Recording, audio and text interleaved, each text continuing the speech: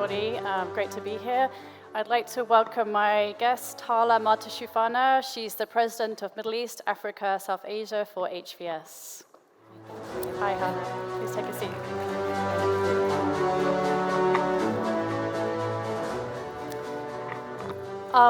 So Hala, we're here today, first of two sessions about navigating branding challenges in the region. Please, everyone, I urge you to stay for this session and the session that follows with David Keane from Quo as well. Hala, in your work, obviously you're providing advisory services to your clients, and those are developers, those are owners in this region. What are some of the conversations you're having with them around brand? What are the challenges they're facing? What considerations are on their minds as you're having these kind of discussions? Right, and I would like to tie this back to real experiences. So I'll share to the extent possible some of the work that we're doing and how we're addressing this. But definitely this is a topic that is much more relevant in today's world. I think it has to do a lot with the market cycle, market maturity, sophistication of investors and developers. And I don't want to, it's complex. I don't want to make it sound like it's very hard, but definitely there is not one single piece of advice that we can give. To each, there are really a lot of consideration, as you said.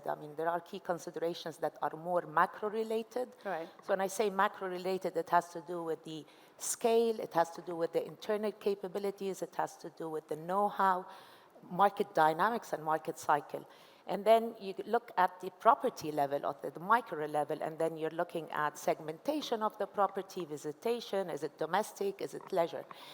And I don't necessarily have the full answer, but with the portfolio that we're currently doing, and it is relevant, it is here in the Kingdom, some of these assets are very well established. There is another 4 in the pipeline. So we're looking at what I would call scale, right? So 12 assets. And the question today is exactly that. Do we continue with the brands that we have? Do we create our own brand?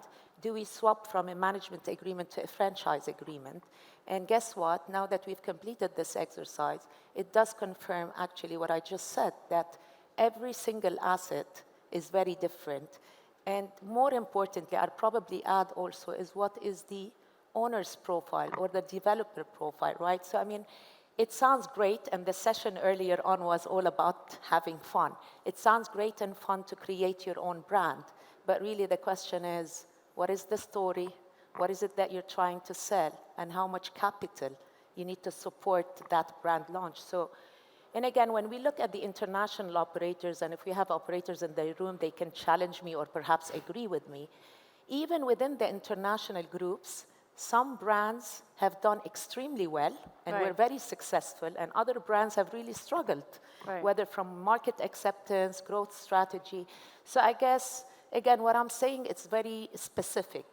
We find, for instance, with more destinations that rely predominantly on domestic tourism, and I'm going to bring in some additional example here, like in Morocco, you've got the Mogador brand or Kenzie Group. They have been doing very well with the domestic market because this is predominantly their market. Here in the Kingdom, even in the old days, we had the likes of Elaf, we had the likes of Boodle, that really spoke to the domestic market, and they've done well at that point in time.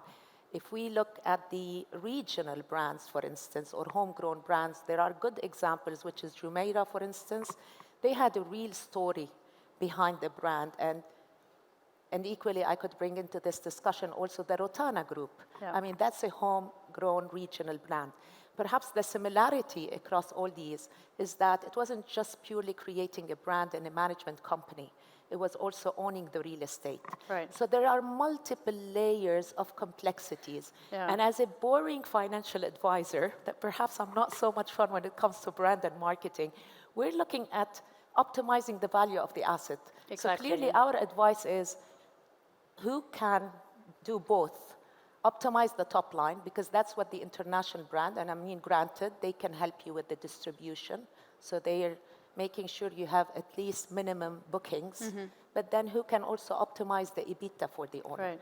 So I think today these conversations become more valid. So it's a complex conversation, It is quite right? complex. Yeah. I could name so many success stories, but equally a lot of stories that, failed. And then the question is, why did they fail? Right. So brands, I mean, as exciting as it sounds, I really think there ought to be a story behind why are we looking to create our own brand? Is it an emotional kind of, everyone is creating a brand, let's do it? And just to add, providing more context, when we talk about brand, is the owner looking to creating their own brand, or are they basically saying, which oftentimes is what they're saying, I want more ownership of my asset. Right. I'm investing in this asset. So I want to have and more so I control want ownership. over it. I want more of, the right to choose, the right, and therefore this is where perhaps a third-party management comes So into is play. is there a balance then where maybe there are owners who are maybe new into the market and they want to put their mark, but they're not quite ready to operate and manage their own brand? What's that middle ground that maybe they can be looking for? Is there maybe a franchise agreement or working with a soft brand? Or what do you recommend in those kind of situations? I mean, again, it's typically what we've seen, at least in the last 15 years, is predominantly management agreements. But we have also seen in the last 4 to 5 years, at least with the larger groups in this part of the world, be it the KSA or the UAE, that the operator is more confident today that this owner is able to manage, and therefore they're happy to enter into franchise agreements. But we're also seeing quite an increase and a rise in third-party management companies, whether with an international brand or supporting the client in creating their own brand. Local brands, the real question is, when you say, I want to create a brand, are you just creating one property with one brand? And that's one thing, and that's perfect and could do very well. If you then plan to scale it, that's where you really have to think about, do you have the capability to do that? And when I say capabilities, it's from technical services to marketing, to distribution, to operations, etc. And therefore, this requires a very, very big investment. So it's a lot of consideration. And in terms of the brands themselves, are you seeing a trend? I mean, if we look globally, obviously there's a huge shift towards lifestyle. Are you seeing that same shift here in the region, particularly in the Kingdom? Are people, particularly when they're looking at those different brands on offer to them, whether it's from the international operators, from the regional, or even creating their own brands, is the appetite there for more modern, more forward-thinking, innovative kind of lifestyle offerings, or are they going a safer route with more traditional brands? So again, the answer is not black and white. It's depending on the market, but it's true. There's a general trend toward more lifestyle, more flexible brands, and I think this is where even the international operators have recognized the need to either come in with what they call the more flexible brand and conversion brands, or to introduce lifestyle. It is definitely increasing. And again, I mean, we could call it anything. It is, what is the experience you're creating?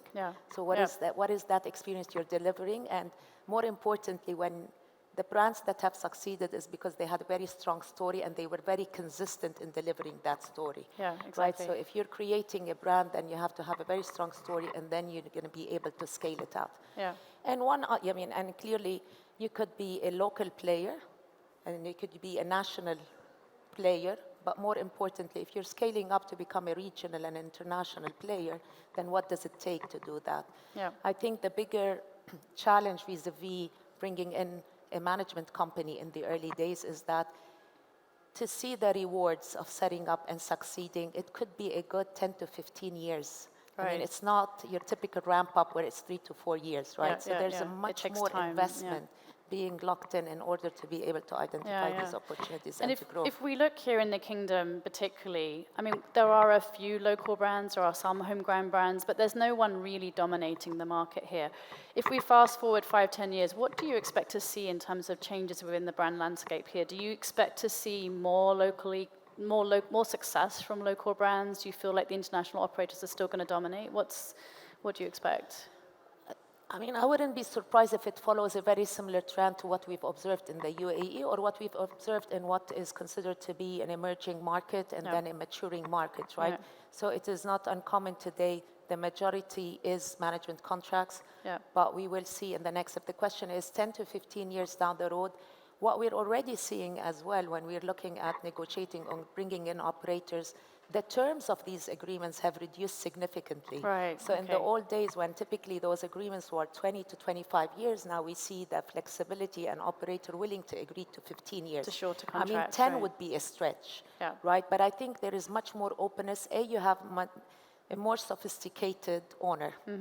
And operators have also realized that for them to be able to grow even further, they need to become more flexible. So I think with both parties having the intention. That flexibility, yeah. So with these contracts, we're seeing a shift in the term, which then means at the end of the term, you could convert that into a franchise if you've entered into a franchise agreement, or you could exit it. Right. And more importantly, I think, and that's for us from a financial simulation standpoint, we're looking at if the operator is not performing, then the ability to exit this contract. So we're definitely seeing much more stringent clauses around the performance. Coming from the owner's side. Coming from the owner's side. Because as I said earlier on, I think ultimately when you ask the client, why do you want to change your operating strategy? For most part of it, the response is we want more control. We feel we could operate more efficiently, or we can manage better. There are times when it's about understanding your culture as well, a little bit better, the market. And this is, again, where it goes back. Are you dependent on your corporate market? Are you more focused on, for instance, here in the KSA, is it more the domestic market? And perhaps in the domestic market, secondary cities, you could very well succeed with developing a local brand. Because it's more relevant to your audience, right? Exactly. And the scale of these projects, right? I mean, if you're doing an 80 key versus doing much larger assets. So it's a combination. I think that would be the healthiest. You know, at the moment it's predominantly management, but I guess with time, you're going to see change. Hala, I think we're out of time, but I already. think I know that went way too fast. That was quick. But I think my key takeaways from this conversation are flexibility is key, right? Keeping an open mind, but also being very aware of all the nuances that are at play when you're making these considerations in terms of, you know, how you're going to move forward with your branding, who you're going to work with, who's going to be your operator, and bearing in mind that I think the market will change. Once these contracts come to an end, we're probably hopefully seeing an emergence of lots of new brands. And I realize we're running out of time, but one very important, I mean, when we speak to owners, it's great to create brands and it's exciting, but the complexity of that's not as straightforward. And that's probably the advice, really trying to understand why you're doing it, what's the motivation. I mean, it's much easier with the food and we were talking about F&B concepts earlier on. I think the investment that goes there is by far very different to creating a hotel management company. Fantastic. Thank you so much, Super. Hala. Great, thank you. Thank you.